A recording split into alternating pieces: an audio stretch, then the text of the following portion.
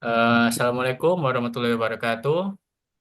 Kami dari kelompok satu ingin mempresentasikan hasil dari tugas laporan EAS untuk penambangan data dengan judul yaitu Student Performance in Exams atau performa siswa pada ujian, pengaruh performa siswa pada ujian. Terus Mas, ke bawah ya, Mas, yang laporan. Di sini untuk definisi permasalahan kami, yaitu pada latar belakang di mana pada pendidikan saat ini itu merupakan salah satu aspek fundamental dalam pengembangan individu dan masyarakat, di mana kinerja akademik siswa mempengaruhi sistem pendidikan dan faktor-faktor yang mempengaruhi perkembangan siswa. Penelitian Students Performance in Exams ini bertujuan untuk menganalisis berbagai faktor terhadap kinerja akademik siswa melalui analisis deskriptif terhadap data, di mana datanya yaitu ada analisis gender, ras atau etnis, tingkat pendidikan orang tua, status makan siang atau lunch, dan partisipasi dalam program persiapan ujian dengan menggambarkan pola dan tren yang dapat memberikan wawasan berharga bagi pendidik dan pembuat kebijakan dalam merancang intervensi yang lebih jauh. Eh, Selanjutnya, Mas, ke bawahan. Nah, terus. Nah, untuk analisis kebutuhan dan limitasi kami di penelitian ini mengadopsi desain penelitian deskriptif kuantitatif dengan sejumlah asumsi fundamental. Yang di mana untuk mengimplementasikan penelitian ini kami mengidentifikasi sejumlah kebutuhan kritis. Secara infrastruktur diperlukan perangkat lunak analisis statistik, analisis alat visualisasi data, dan komputer dengan spesifikasi yang memadai. Namun penelitian ini memiliki sejumlah limitasi yang perlu dipertimbangkan, yaitu dalam lingkup pada wilayah sekolah tertentu, sehingga generalisasi hasil menjadi terbatas. Lalu di sini untuk variabel dan nilai variabel akan kami jelaskan, yaitu ke bawah, Mas. Di mana gender, yaitu 0 untuk laki-laki, 1 untuk perempuan, ras atau etnis, 0 untuk grup A, 1 untuk grup B, 2 grup C, 3 grup D. Lalu yang ke bawah, parental level of education atau tingkat pendidikan orang tuanya, 0 untuk bachelor degree, satu untuk kuliah, 2 untuk master degree, 3 untuk asosiasi degree, 4 untuk high school atau sekitar SMA, 5 sama dengan some high school. Lalu untuk lunch yaitu 0 untuk standar, yang 1 untuk makan siang yang gratis, dan tes preparation course atau siswa yang mengambil kursus untuk sebelum melakukan ujian, yang 0 sama dengan completed atau yes, 1 non atau tidak. Math score 1 sampai 100, reading score atau skor untuk membaca 1 sampai 100, writing score 1 sampai 100, dan percentage 1 sampai 100. Dan juga ada grading penambahan dari kami sendiri, yaitu O untuk presentasi 95 ke atas atau nilai 95 ke atas, A untuk presentasi dengan nilai 81 ke atas, lalu B dengan presentasi nilai 71 ke atas, C dengan presentasi 61 nilai ke atas, D untuk presentasi 51 nilai ke atas, E untuk presentasi 41 ke atas, dan F di bawah 41. Dan selanjutnya, nanti bawah, Mas, terus. Di sini ada pertanyaan kuesioner yang nanti diperlukan, semisal ada gender, di mana apakah gender mempengaruhi performa ujian dari seorang siswa, lalu ada ras atau etnis, di mana apakah ada hubungan antara ras atau etnis siswa dengan performa di ujian, lalu ada parental level of education, apakah tingkat pendidikan orang tua berpengaruh terhadap performa di ujian siswa, dan seterusnya. Langsung, Mas, ke bawah aja. Tujuan proyek kami yaitu di sini untuk menganalisis dan memahami faktor-faktor yang mempengaruhi kinerja akademik siswa dalam ujian, di mana penelitian ini bertujuan untuk mengidentifikasi variabel-variabel kunci yang berkontribusi terhadap hasil akademik siswa sehingga dapat memberikan wawasan yang berguna bagi pendidik dan pembuat kebijakan dalam merancang intervensi yang lebih efektif. Lalu untuk measurable outcomes atau bisnis kriterianya, akurasi prediksi di atas 80% yang didukung oleh ketepatan dalam mengidentifikasi faktor-faktor yang paling berpengaruh terhadap kinerja akademik siswa.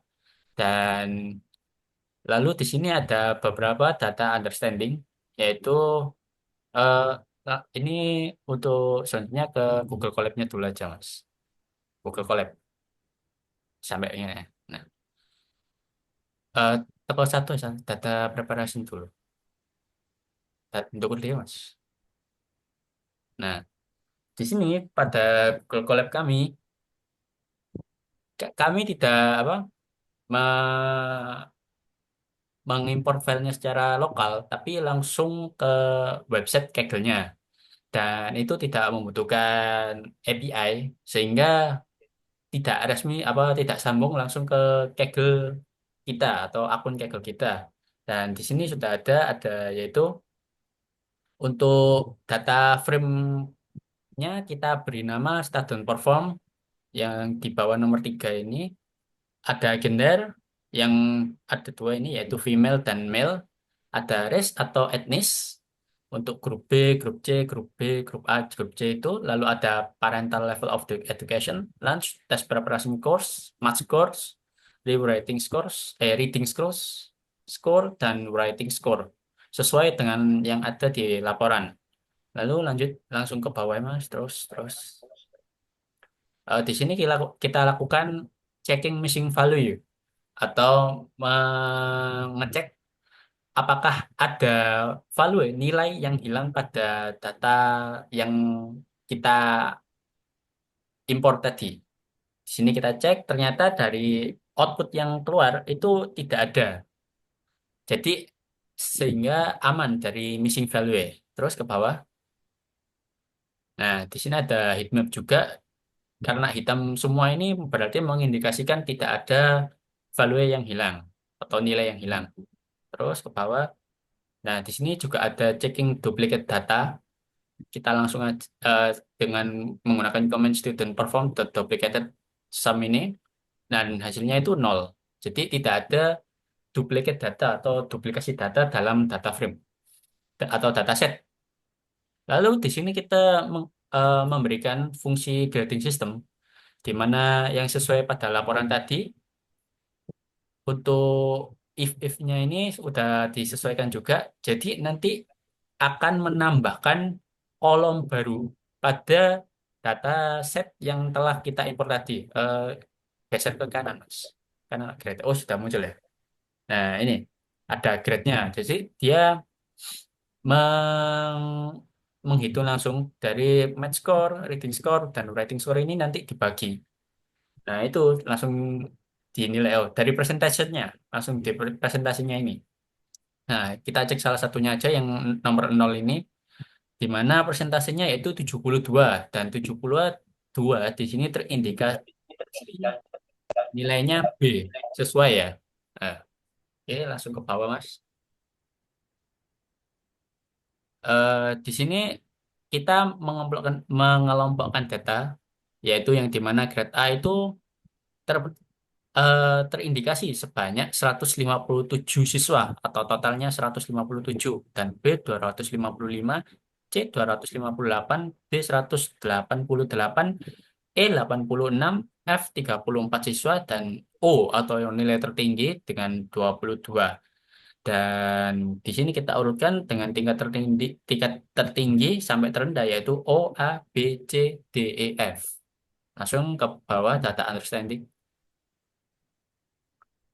Terus ini untuk pendeskripsian aja, jadi nggak perlu. Langsung aja data visualisasi. Heeh.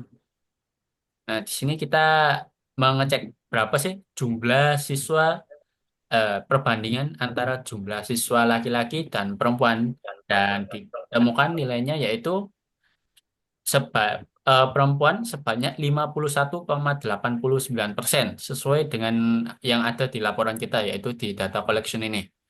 Lalu untuk laki-laki yaitu 48,20%. Sesuai ya. Langsung ke bawah. Dan untuk atau etnisnya, nah di sini kita pakai pie chart, kita golongkan berapa banyak sih dari grup A sampai grup E ini. Itu berapa total persentasenya. Nah, di sini keluar yaitu grup A sebanyak 89. Nah, ini di bawah itu. Terus untuk grup B 189 atau sebanyak 19%. Grup C 319 sebanyak 31,9%. Lalu ada grup D 261 atau sebanyak 26,2% dan grup E 140 sebanyak 4 atau sebanyak 14%. Ke bawah, Mas. Di sini yaitu untuk distribusi parental level of education-nya diketahui untuk yang kita urutkan dari yang tertinggi dulu ya. Untuk yang some college yaitu terindikasi sebanyak ke bawah, Mas, untuk yang Google Play. Nggak ada ya. Eh, Sebanyak 22,6% atau 226. Lalu untuk yang associate degree itu sebanyak 22,2%, high school untuk 9 high school sebanyak 19,6%, some high school sebanyak 17,9%, bachelor degree sebanyak 11,8% dan tingkat master atau master degree sebanyak 5,9%. Langsung ke bawah. Sini ada distribusi presentasi untuk siswa yang makan siang gitu. Dan di sini outputnya yaitu untuk yang standar, untuk siswa yang memiliki lunch atau makan siang yang standar itu 64,5%. Sedangkan yang free atau dikurangi atau kurang lah makan siangnya itu sebanyak 35,5%. Ke bawah, Mas. Nah, di sini juga ada presentasi distribusi dari persiapan ujian, kursus persiapan ujian, siswa yang mengikuti kursus persiapan ujian.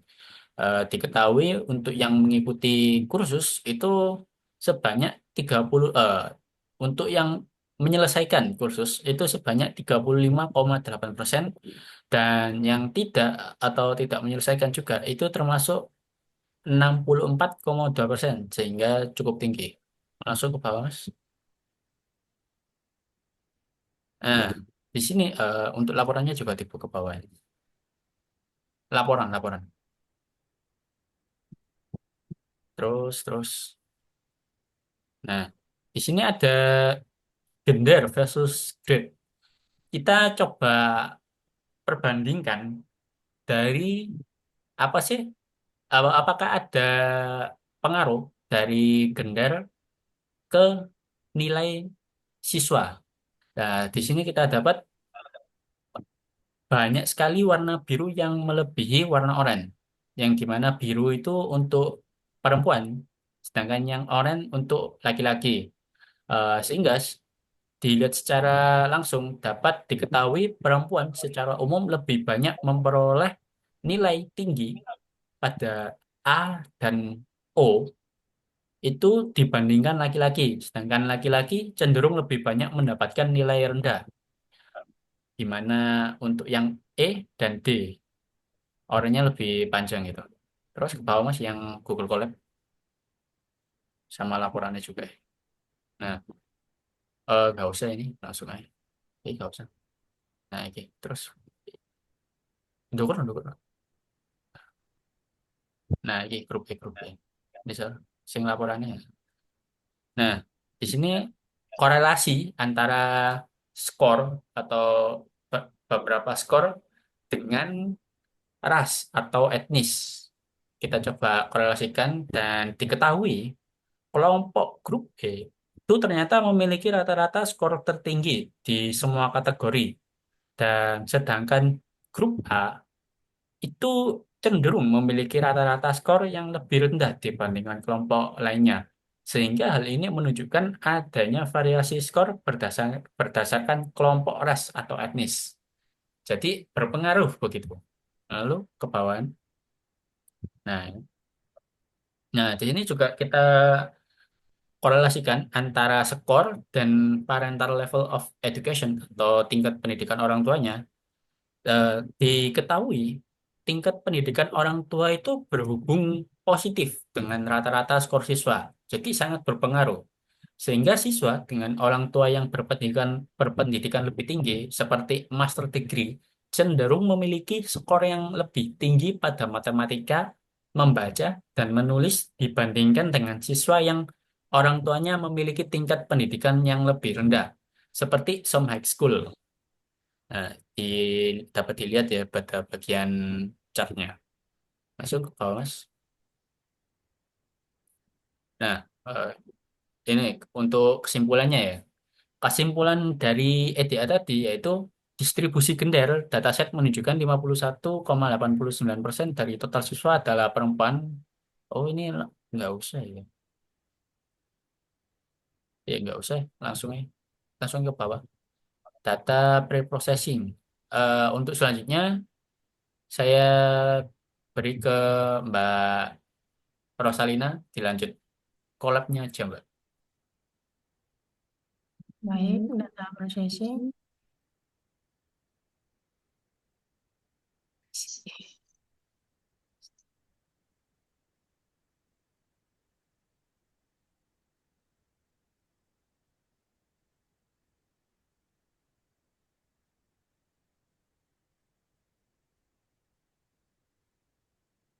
Masnya turun naik gitu. Halo? Ya, Mas Mas? naik dikit.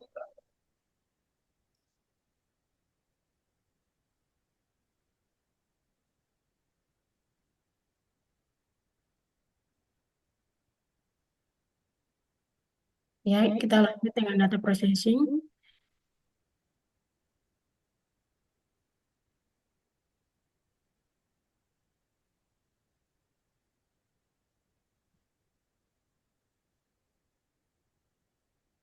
Tiga titik satu di kolom kategori. Di sini ada distribusi. Mas naik ini, Mas. Distribusi Medscore. Ya, lanjut kita. Di sini Medscore-nya box plate.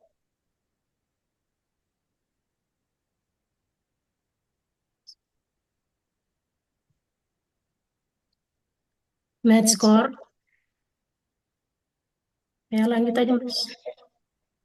Bingung. Dan kemudian ada distribusi rating score.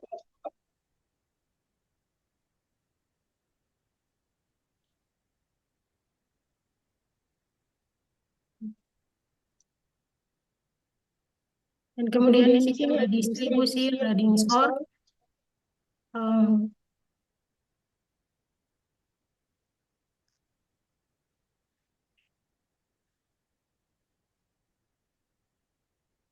dan kemudian ada split dataset.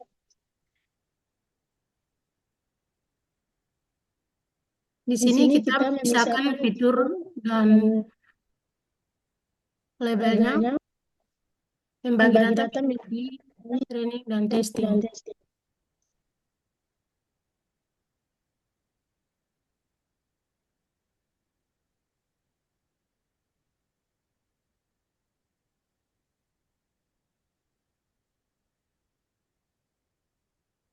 Ya, ini seperti ini. Gambarnya ada 0, 0, 0, 1, 1, 0, 0, dan 1, 1.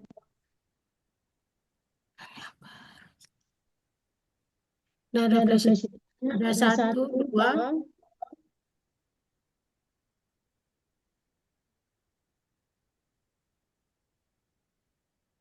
Ya.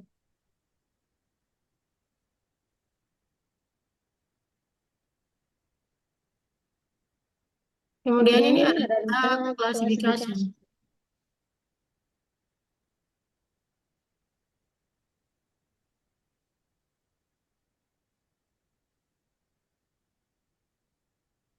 Misalnya itu naikin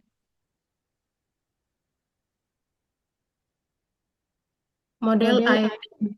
Model ini dirancang untuk melakukan klasifikasi multi kelas dengan kelas yang berbeda dengan beberapa lapisan tersembunyi dan menggunakan fungsi aktivasi raw.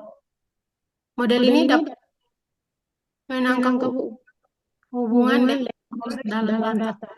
Lapisan output dengan softmax menghasilkan probabilitas yang memilih kelas yang berdasarkan output tertinggi. Ini adalah lapisan pertama.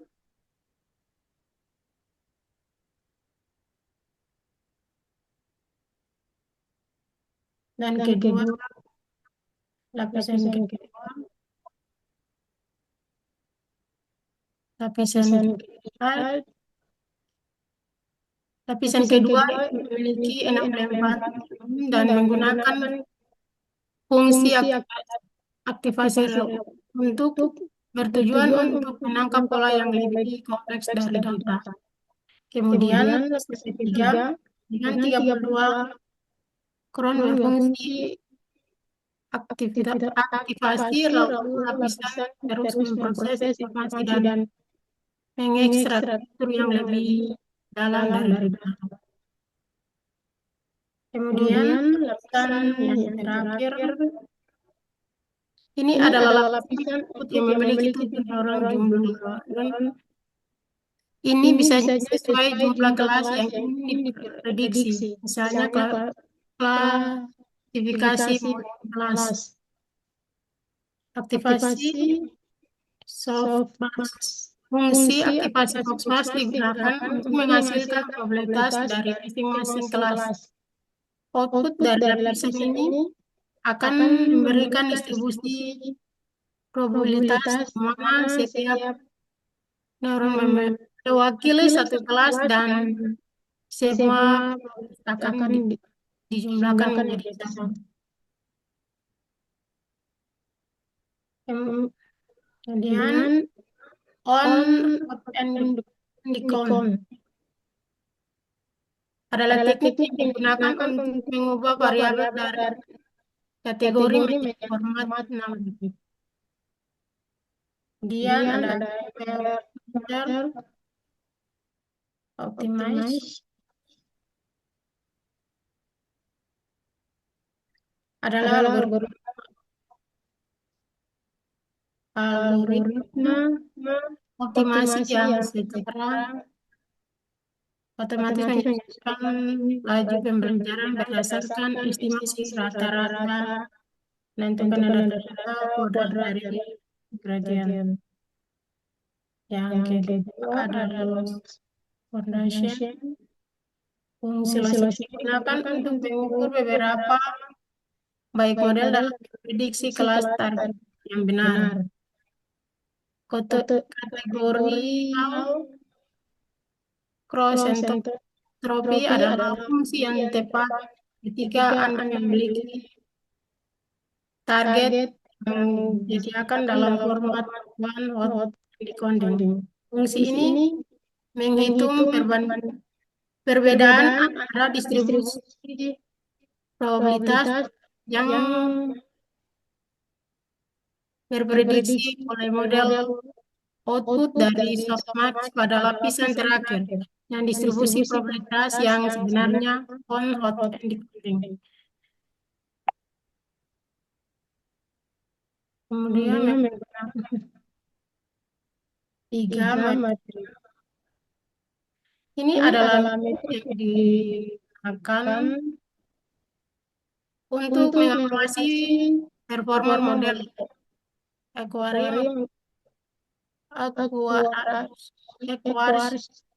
mengukur beberapa banyak prediksi model yang benar dibanding dengan total prediksi. Dalam konteks klasifikasi ini adalah cara yang menilai kinerja model.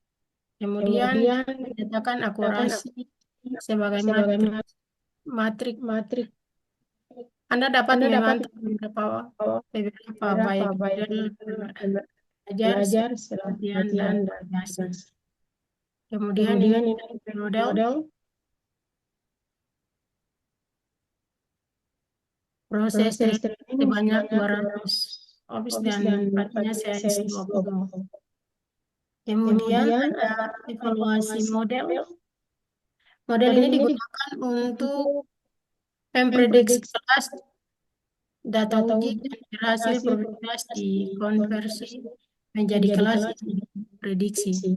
Proses Proses ini ini penting penting untuk untuk mengevaluasi mengevaluasi beberapa beberapa baik baik model model dapat dapat mengklasifikasikan mengklasifikasikan data data yang yang tidak terlihat tidak selama selama pelatihan pelatihan bicara cara untuk untuk analisis, analisis serta serta untuk untuk analisis. analisis.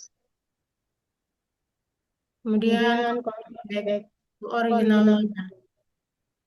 Langkah Langkah ini ini paling paling langkah langkah ini ini untuk untuk konversi konversi kembali kembali data data prediksi prediksi dan dan data data asli asli ke di format format yang yang dapat dapat digunakan untuk analisis analisis lebih lanjut. lanjut.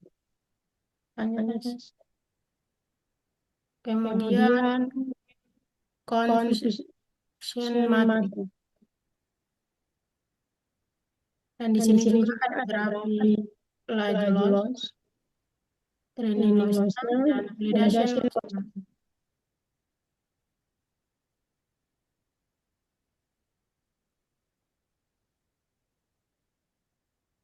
Overfitting. Overfitting. Pada Pada 19 19 196 terlihat terlihat penurunan penurunan yang signifikan signifikan pada pada Aqua Aqua rating 4,5% 4,50% dan dan meningkatkan meningkatkan polos 2000. 2.000.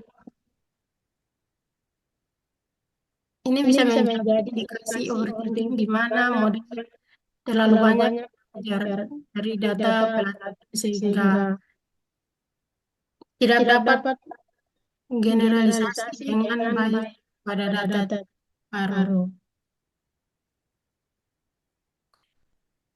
Lanjut, Mas. Lanjut Laporannya. laporannya. Mohon izin ya. Bisa dipercepat aja guys. Kurang 10 menit soalnya. Sekitaran 9 menit lagi. Zoomnya udah mau habis.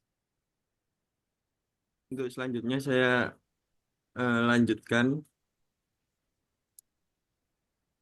Untuk hasilnya dari confusion metric ini adalah sebanyak 19 sampel kelas 0, namun 7 sampel kelas 0, yang artinya kelas 0-nya, kemudian kelas 1 atau label satunya,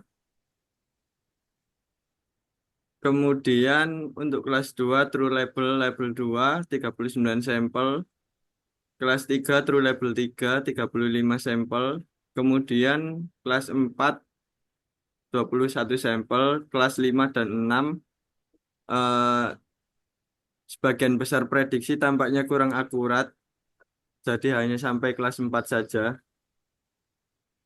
Untuk yang selanjutnya adalah regresi. Jadi di regresi ini memisahkan fitur X dan Y-nya, kemudian membagi data menjadi data latih dan data uji. Jadi ada dua data dengan isi text size-nya adalah 0,2 atau 20% dan random state-nya adalah 42. Kemudian kita membuat model regresi linier dengan dua model data latih, dengan dua model data yaitu data latih dan data uji. Kemudian kita mengevaluasi modelnya.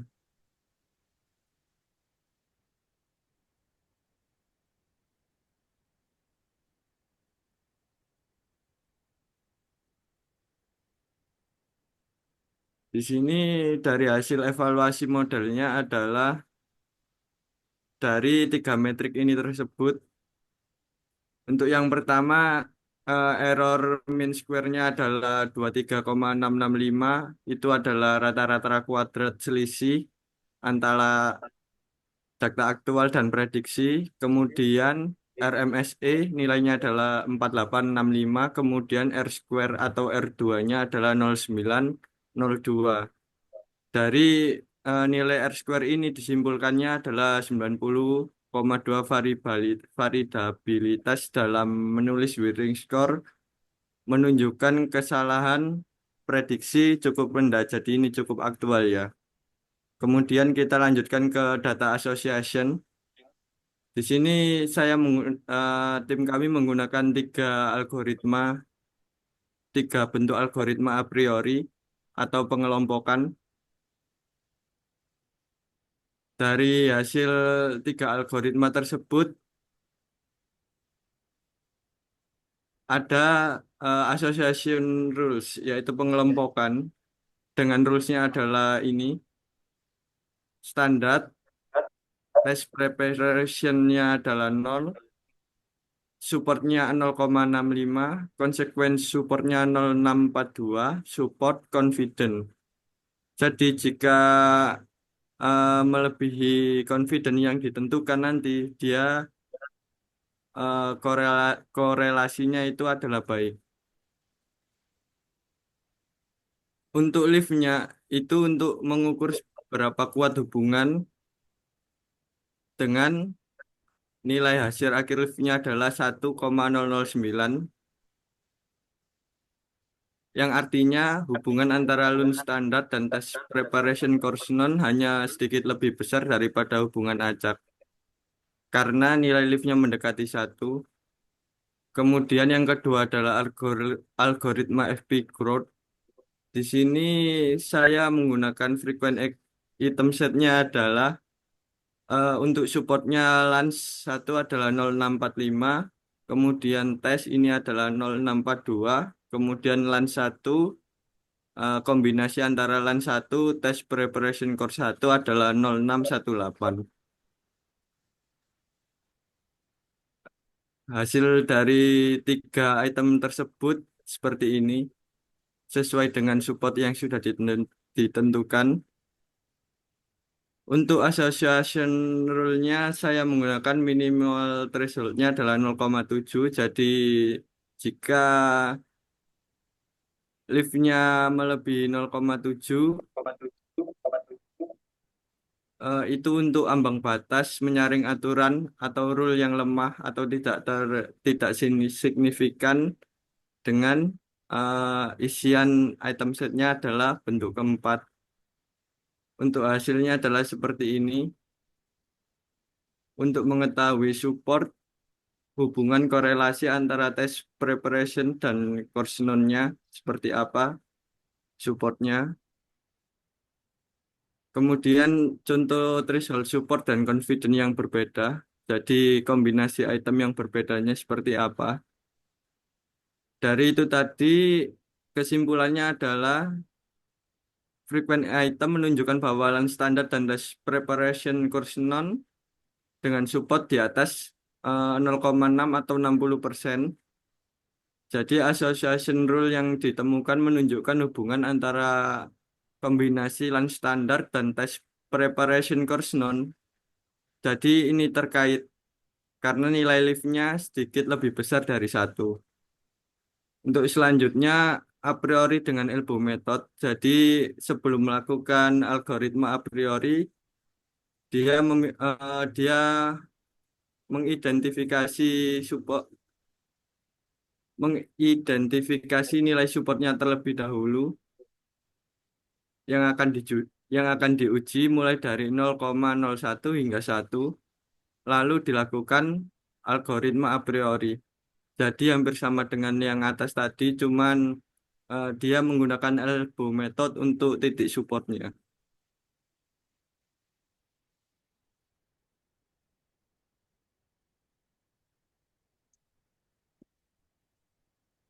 Untuk hasilnya hampir sama dengan yang tadi.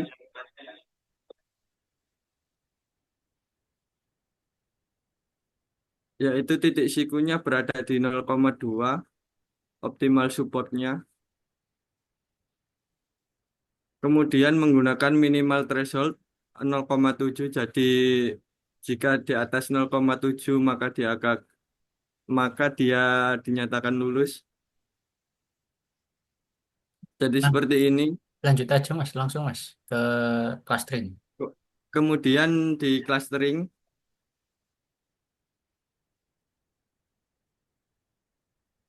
untuk hasil clusteringnya seperti ini. Jadi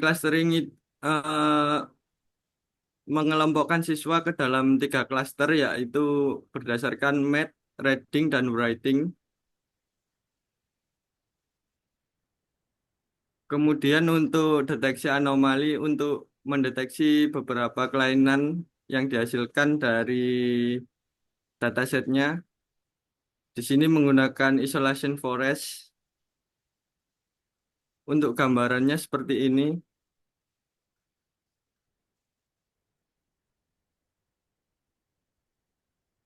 Jadi kesimpulannya,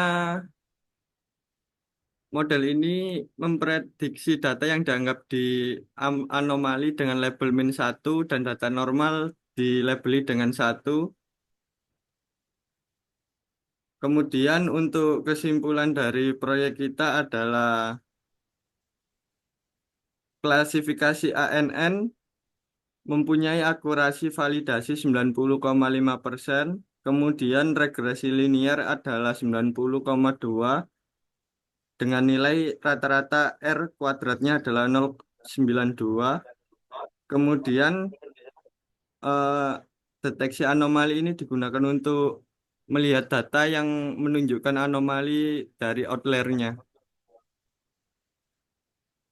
Jadi kesimpulannya adalah faktor utama yang mempengaruhi kinerja akademik adalah pendidikan orang tua, gender, dan partisipasi dalam kursus persiapan.